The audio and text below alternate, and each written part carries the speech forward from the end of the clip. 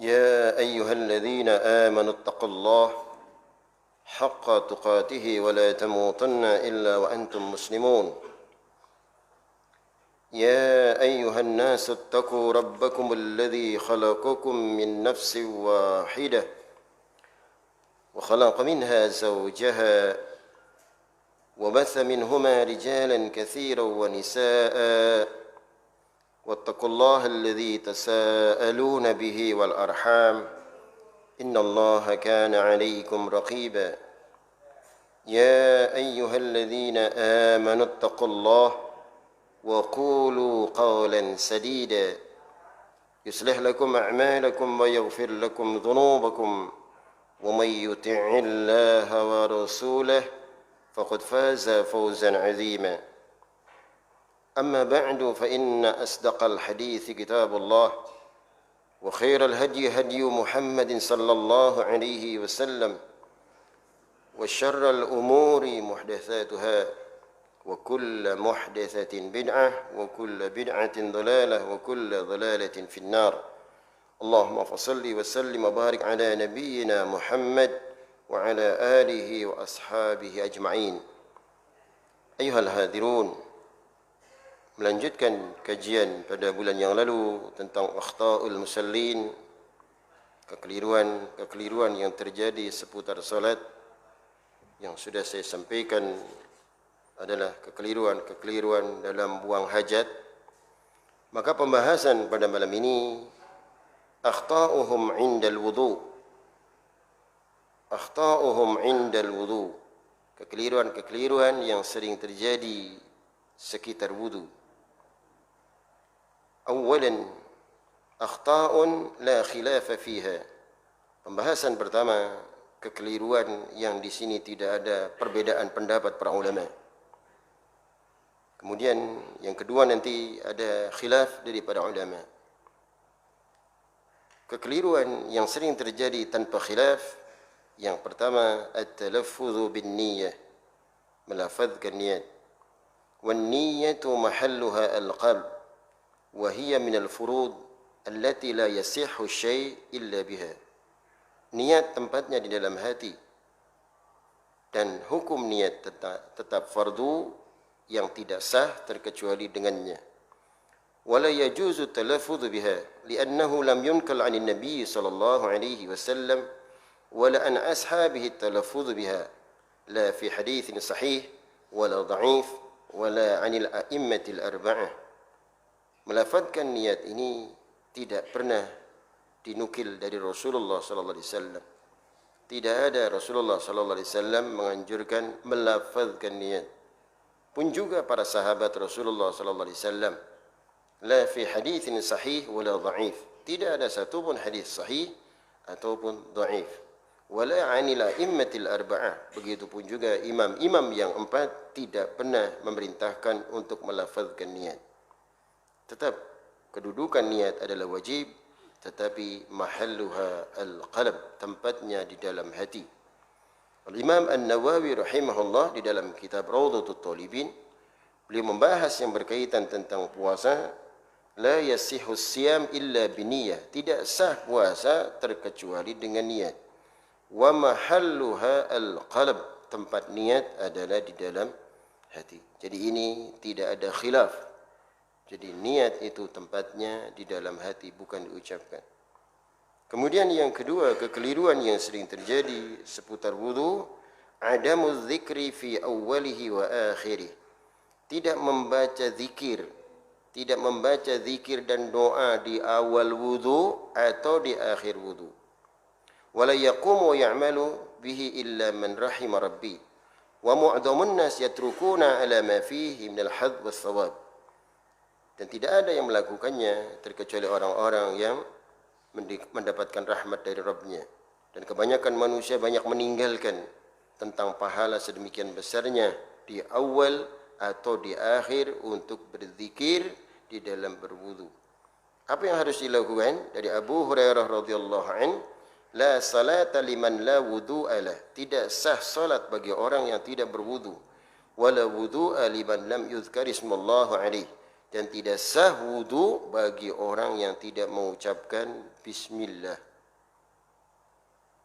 qad dhahaba Asy-Syaukani, Imam Asy-Syaukani menyatakan ilal qaul biwujub at-tasmiyah.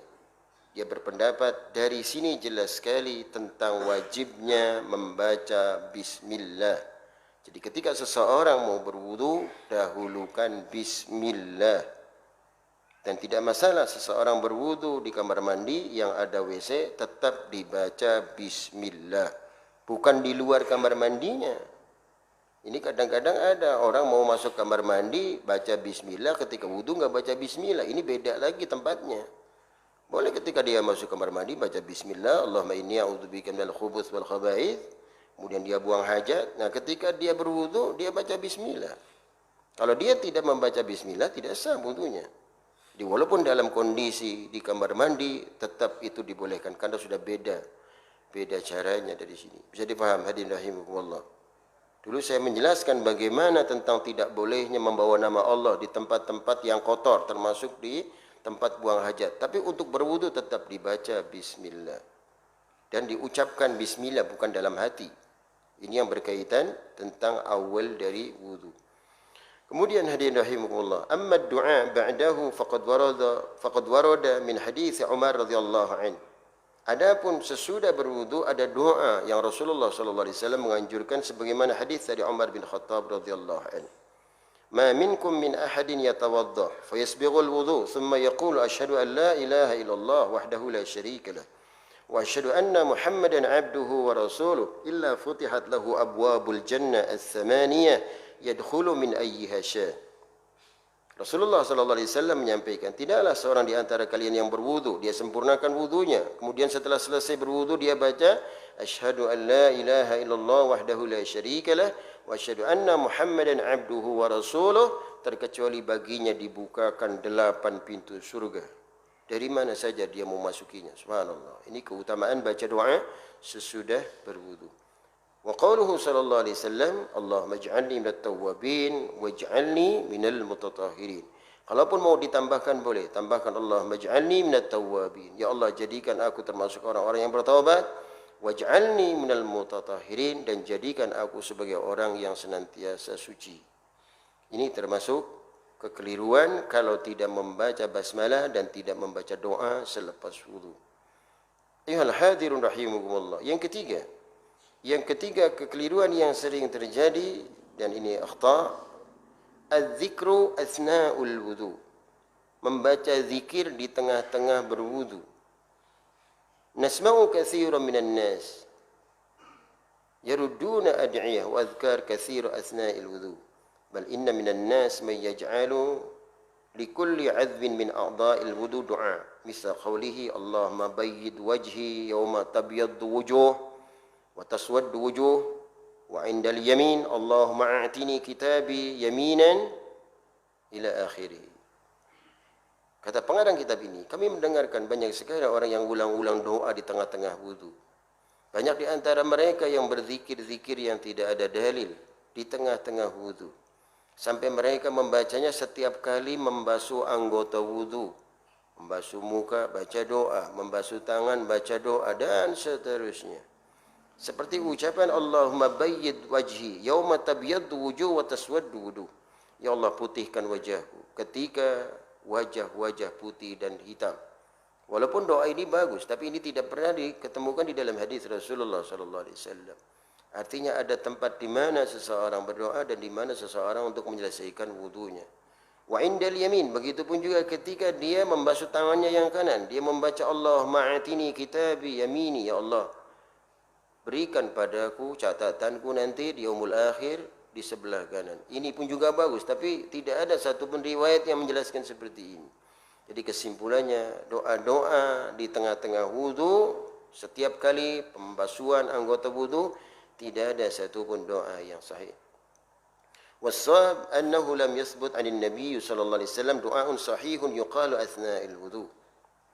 وقال الإمام النووي في روضة الطالبين هذا الدعاء لا أصل له.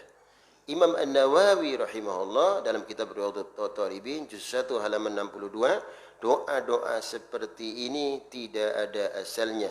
Walam yadhkurhu Syafi'i wal jumhur. Imam Syafi'i tidak menyebutkan dan jumhur para ulama pun juga tidak menyebutkan doa-doa itu.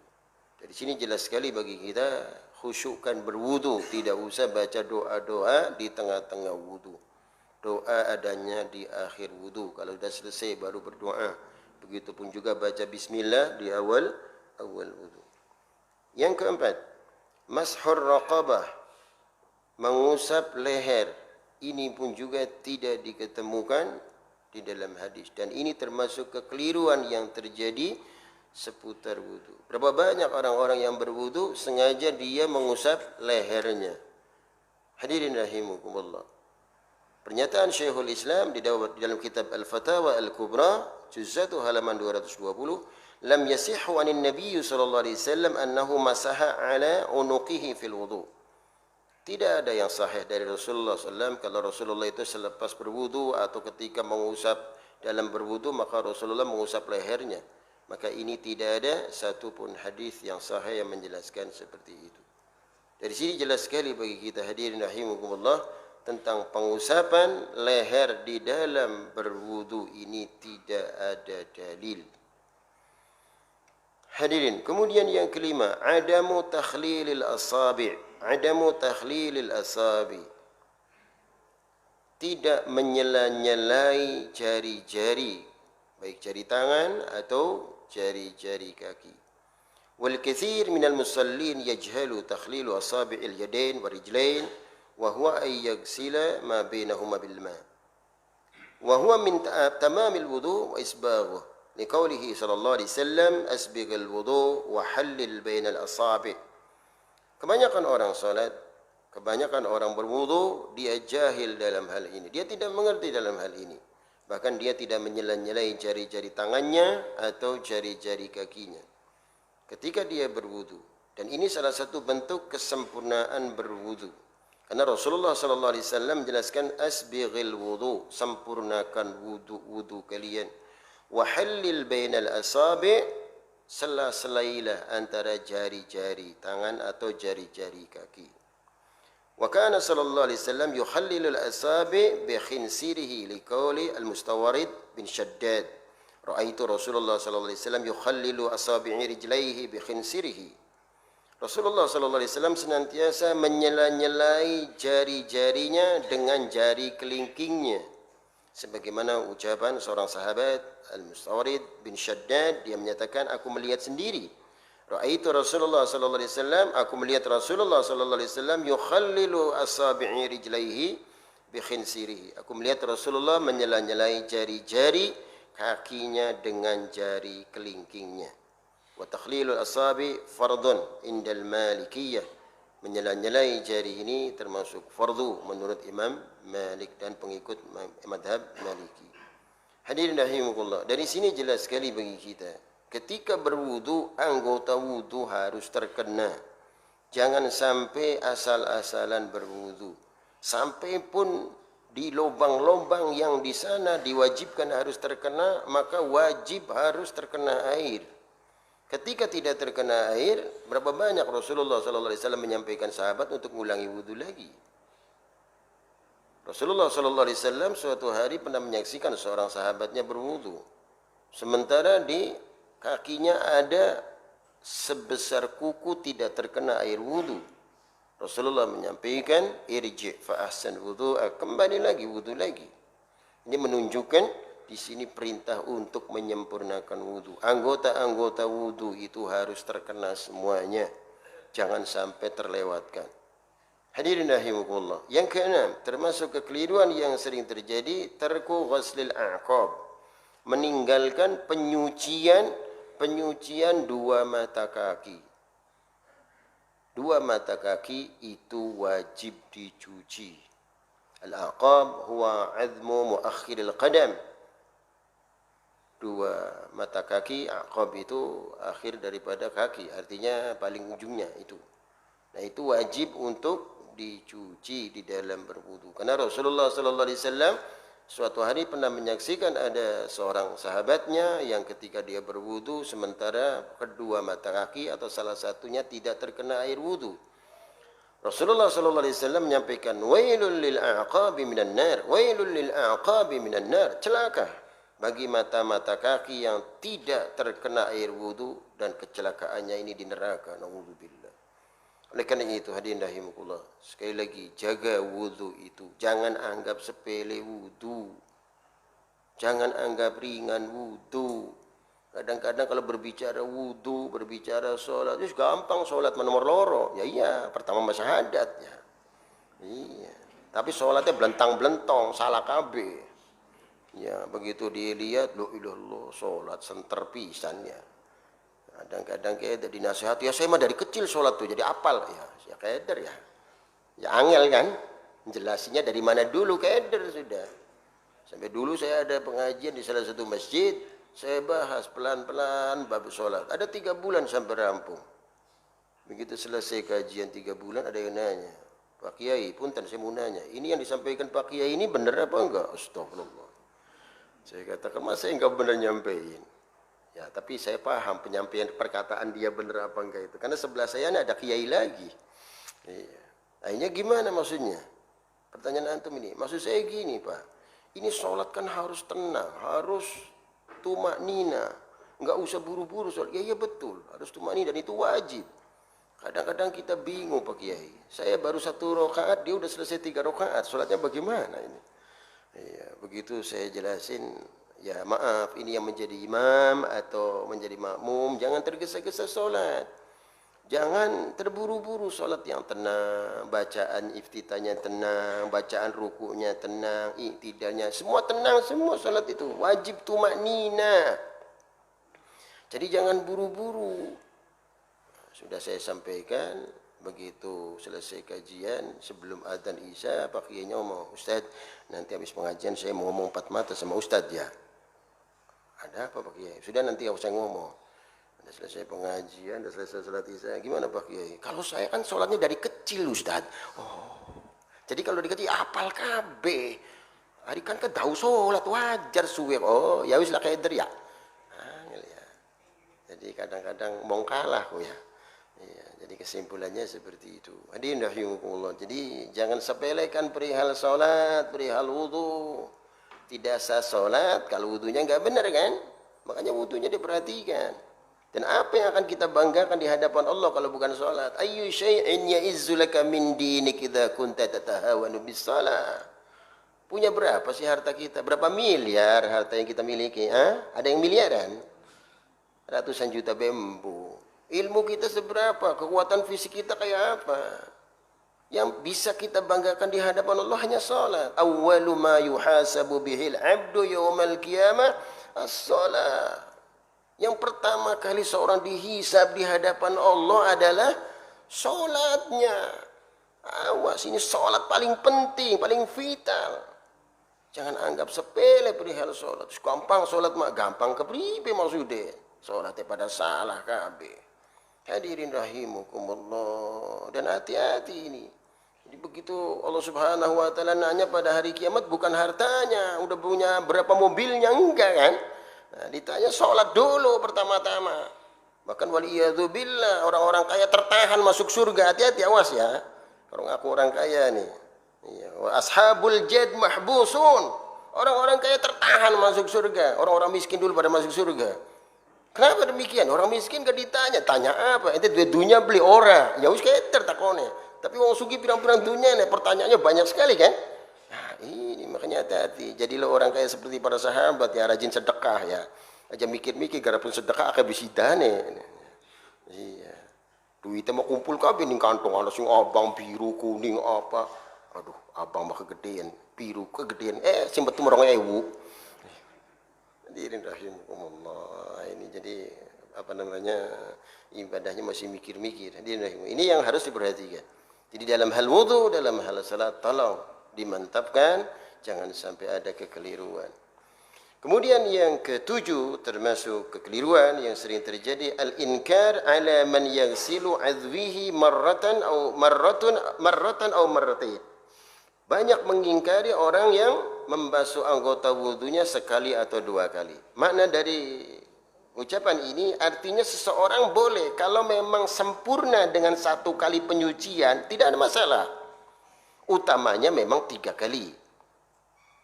Salasa marrat. Kalaupun dengan satu kali atau keterbatasan waktu itu, keterbatasan apa namanya, air dan lain sebagainya, cukup dengan satu kali atau satu botol aqua, kalaupun memang dianggap cukup nggak ada masalah.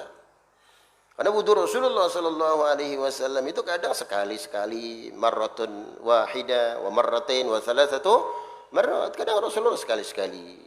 Baca dalam kitab Bulughul Maram, banyak sekali hadis-hadis tentang wudhu Rasulullah. Kadang Rasulullah dua kali, dan kadang tiga kali. Jadi ini yang harap diperhatikan. Kalau dengan satu kali memang keterbatasan air dan itu mencukupi dan mumpuni, cukup, tidak ada masalah. Anggota wudhu terkena semua. Atau dalam keadaan darurat, mungkin apa namanya di kendaraan yang tidak ada, ya itu mungkin di kendaraan pakai mobil dan lain sebagainya. Ketika sholat ini, waduh, sholat subuh bagaimana, nggak bisa dijamak kan? Waktunya udah mepet sekali. Kalau saya nyampe ke tempat tujuan bisa-bisa jam 11 siang. Ini gimana? Hanya ada aqua segini. Udah pakai aqua segini, gak ada masalah berwudu di kendaraan itu.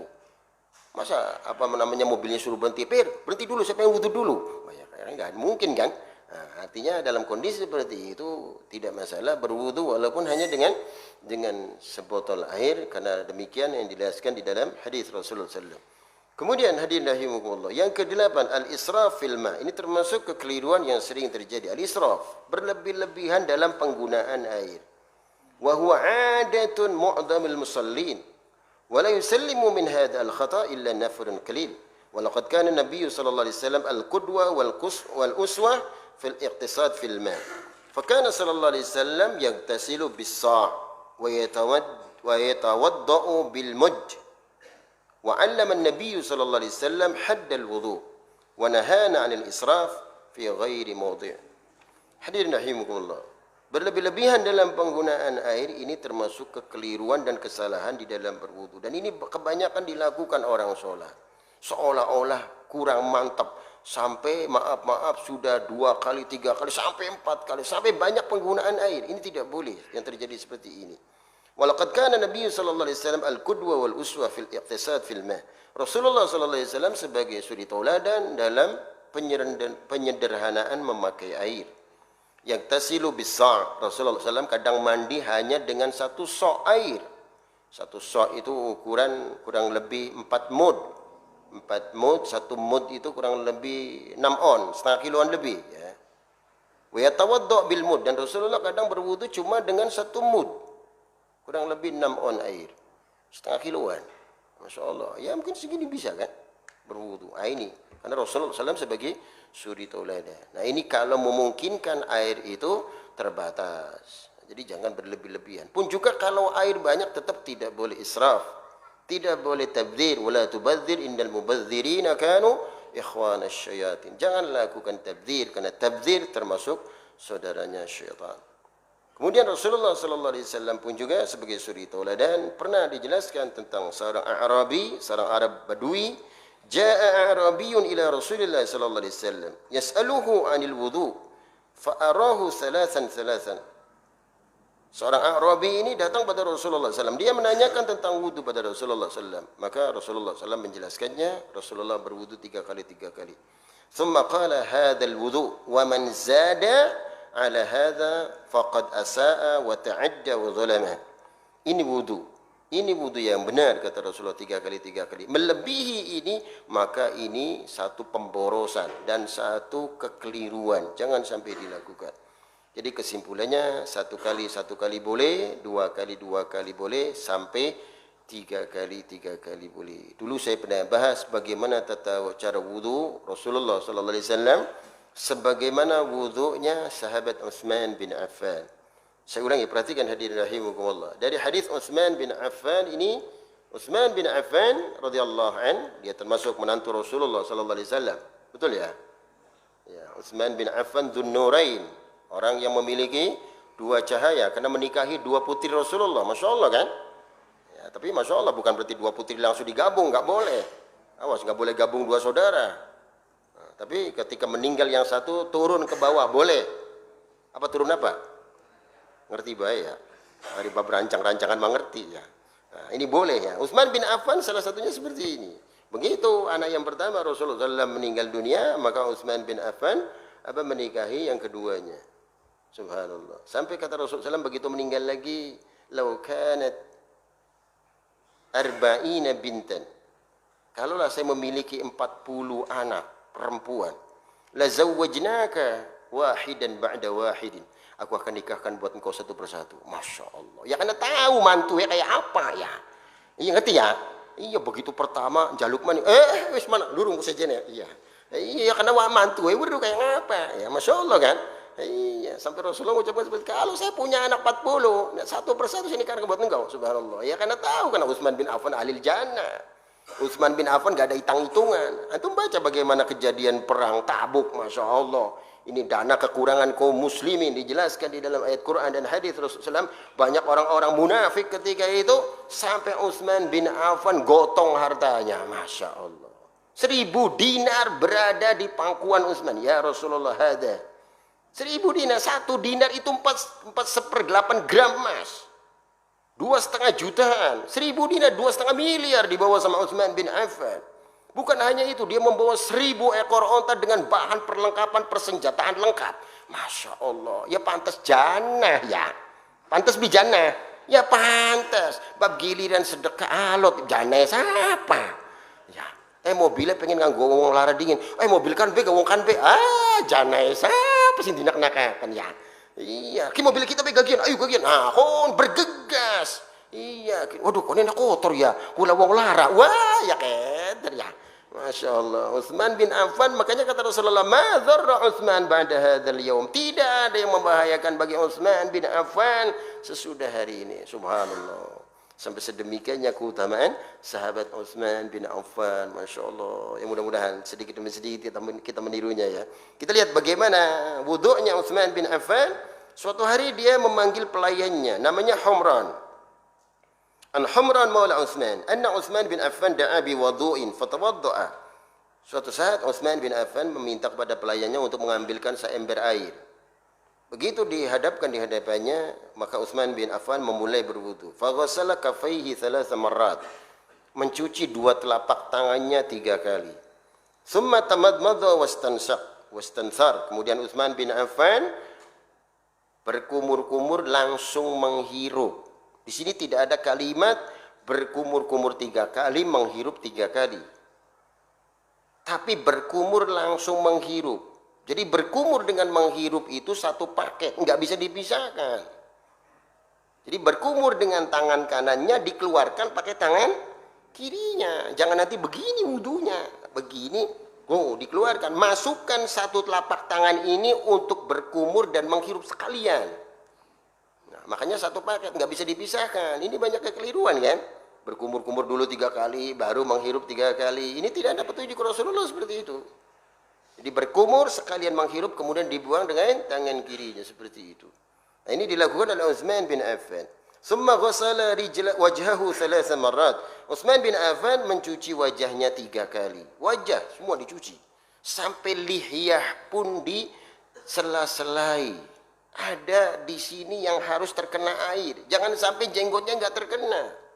Karena berapa banyak ucapan para sahabat, kami mengetahui wudunya Rasulullah nyela-nyelai jenggotnya, Masya Allah. Kan masuk muka ini, harus terkena. Jadi muka jangan hanya wudu begini. Batu kebah, la ilaha illallah. Pipinya sama hidungnya enggak terkena air wudu. Gimana mau sah salatnya? Allah Subhanahu wa taala jelaskan dalam surah Al-Maidah ayat yang ketiga, di sana menjelaskan tentang wajah. Wajah harus terkena semua di dalam berwudu. Kemudian hadirin rahimakumullah, setelah wajah thumma ghassala yadahul yumna ilal mirfaq 3 marrat. Mencuci tangannya sampai ke sikunya 3 kali. Tangan kanan dulu. Selesaikan 3 kali, baru tangan kiri 3 kali. Awas jangan nanti tangan kanan kemudian tangan kiri, tangan kanan, tangan kiri. Ini ada yang bertanya dulu seperti itu. Mungkin lagi wudu apalagi dangdutan ya. Ya maaf ya. Ya artinya tangan kanan dulu selesaikan 3 kali, baru tangan kiri 3 kali. Summa masaha ra'sahu. Kemudian Rasulullah sallallahu alaihi wasallam mengusap, Utsman bin Affan mengusap kepalanya. Di sini tidak ada kalimat 3 kali. Dijelaskan di dalam hadis yang lain, Rasulullah sallallahu alaihi wasallam itu mengusap dari depan kepalanya ila qafahu, sampai ke tengkuknya, sampai ke kuduknya. Summa raddahuma ilal bada' alladzi bada'a minhu. Kemudian mengembalikan ke tempat yang semula. Balik lagi. Nah, ini yang dimaksud dengan kepala. Jadi kepala bukan hanya begini, semua harus terkena dalam berwudu. Dan itu maaf, diusap, bukan diguyur ya. Bisa dipaham hadirin rahimakumullah. Nah, ini yang dijelaskan oleh hadis Utsman bin Affan. Kemudian ghasala rijlahul yumna ila al-ka'bain thalatha marrat thumma al-yusra mithla dhalik. Utsman bin Affan mencuci kakinya yang kanan 3 kali sampai mata kakinya, begitu pun juga setelah itu kaki yang kiri 3 kali. Kata Utsman bin Affan, "Ra'aitu Rasulullah sallallahu alaihi wasallam tawaddu'a nahwa wudu'i hadza." Aku sendiri menyaksikan Rasulullah berwudunya seperti ini. Bisa dipaham hadirin rahimakumullah. Ya karena menantunya paham ya mertuanya bagaimana, ya kan? Iya, jadi Masya Allah kan. Jadi oleh karena itu berwudu seperti itu. Nah, di sana ada kalimat yang harus 3 kali dan ada kalimat yang harus 1 kali. Yang 1 kali itu hanya pengusapan kepala, kemudian pengusapan kepala sekalian dengan telinga, ini satu paket, nggak bisa dipisahkan. Mengambil air buat kepala, kemudian langsung masukkan jari telunjuknya ke dalam dan jari ibu jarinya di luar. Sudah selesai, cukup 1 kali saja. Karena tidak ada kalimat dalam hadis 3 kali 3 kali.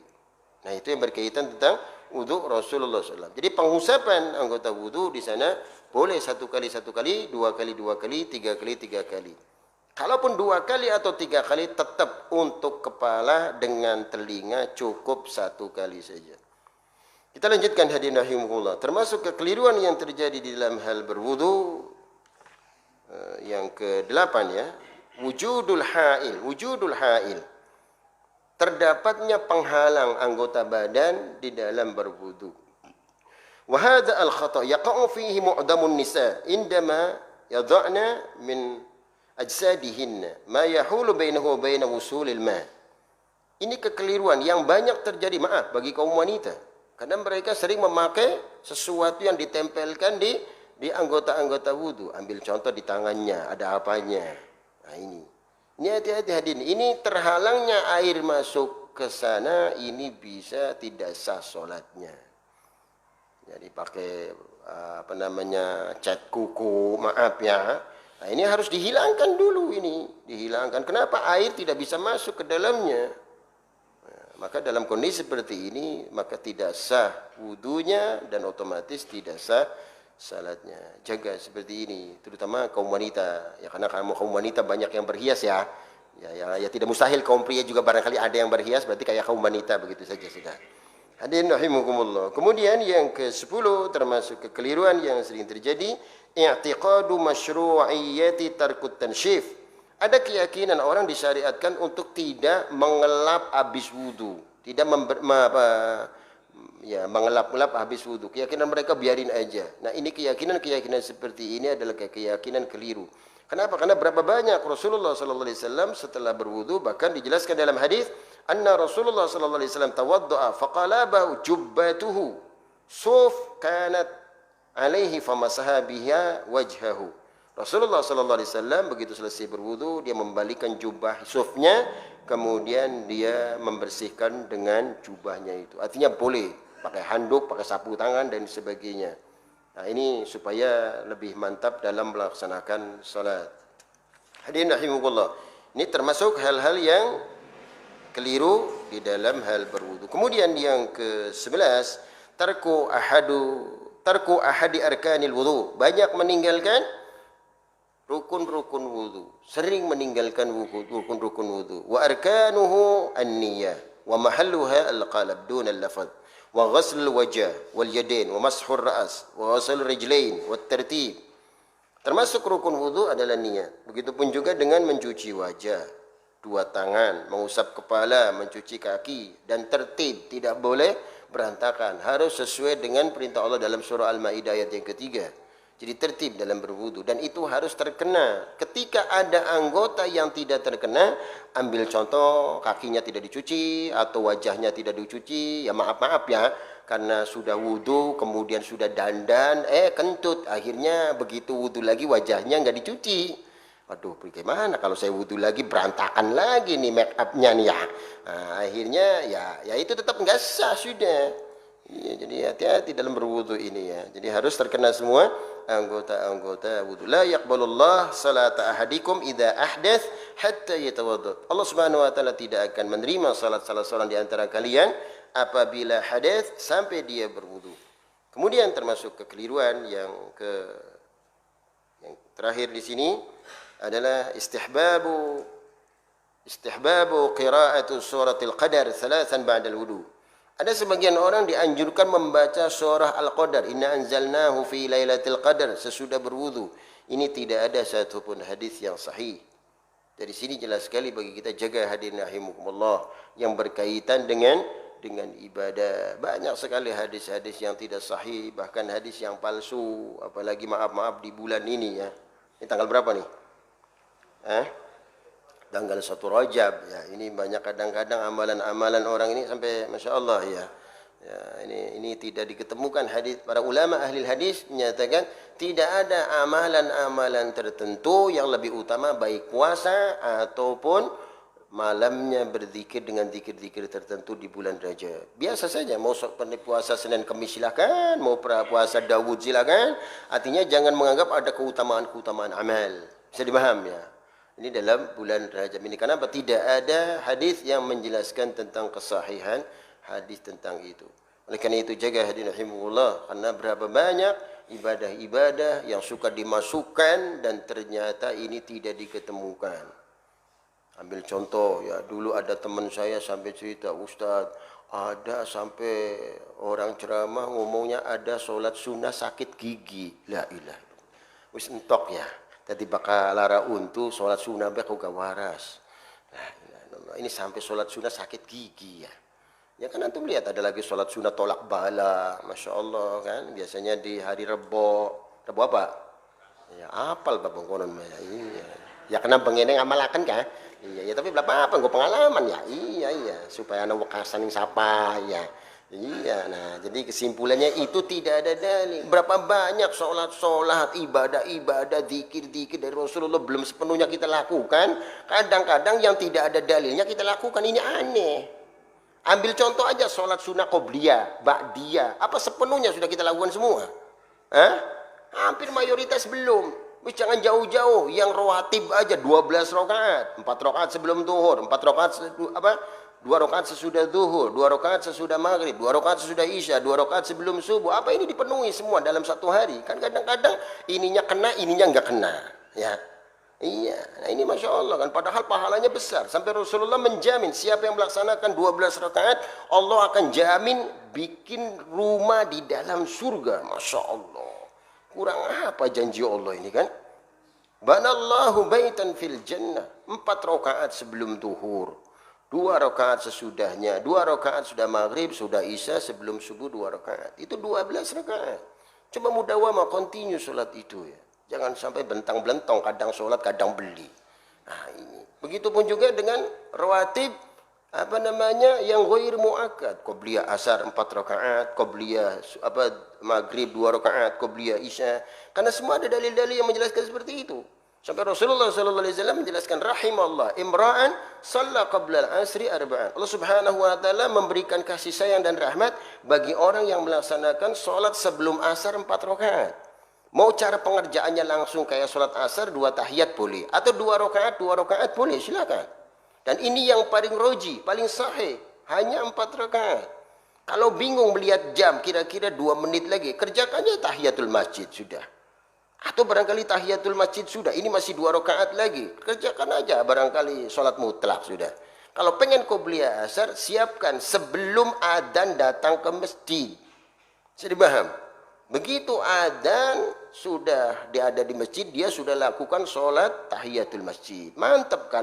Dijawab adzannya selesai, langsung qobliyah asar 4 rakaat. Aja sampai kita qobliyah asar 4 rakaat, jamaah masjid nunggu kita kabeh ya. Ya maaf ya, anda wong kana nih kene Malaka. Ya, iya. Jadi kesimpulannya seperti itu. Bisa dipaham ya? Jadi itu yang berkaitan tentang qobliyah di dalam salat asar. Kemudian hadirin rahimakumullah, di sini ada pernyataan tentang kekeliruan yang berkaitan tentang khilaf adalah mashur ra's, mengusap kepala. Ada sebagian orang yang hanya mengusapnya sebagian, dan ini ada satu kekeliruan. Pendapat yang paling rajih, mengusap kepala itu adalah seluruh kepala. Walaupun ada pendapat ulama seperti itu. Kenapa? Karena Rasulullah SAW senantiasa mengusap dari depan kepala sampai belakang, kemudian balikan lagi ke depan. Jadi lebih rajih mengikuti uswah kepada Rasulullah SAW. Demikian hadirin rahimakumullah, karena waktu sudah mendekati salatul isya. Barangkali ada yang mau ditanyakan seputar tema pada malam ini khususnya. Ya, silakan. Pakai apa? Tangannya di handy plus.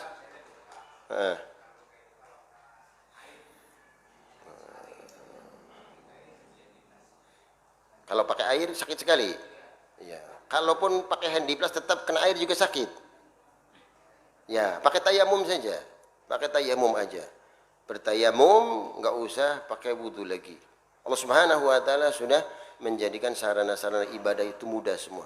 Yuridullahu bikumul usra wa la yuridullahu bikumul yusra wa la yuridu bikumul usra. Allah menghendaki kemudahan bukan kesulitan. Ketika khawatir kena air, kata dokter enggak boleh kena air. Kalau kena air maaf bisa melepuh, bisa bengkak. Sudah pakai tayamum aja. Sampai sembuh tayamum enggak ada masalah. Satu kali tayamum bisa berulang untuk berapa kali sholat. Sama halnya dengan satu kali wudu. Ambil contoh tayamumnya umpamanya mau sholat duhur ya. Bisa dipaham? Nah, sampai asar masih belum batal. Pakai buat sholat asar, nggak usah tayamum lagi. Sampai maghrib masih belum batal. Sampai maghrib. Sampai isya masih belum batal. Nggak apa-apa terus sampai isya. Sampai subuh bila perlu aja turu-turu ya. Ya. Ini yang berkaitan tentang tayamum. Allah alam besar. Masih ada yang lain silakan. Ya.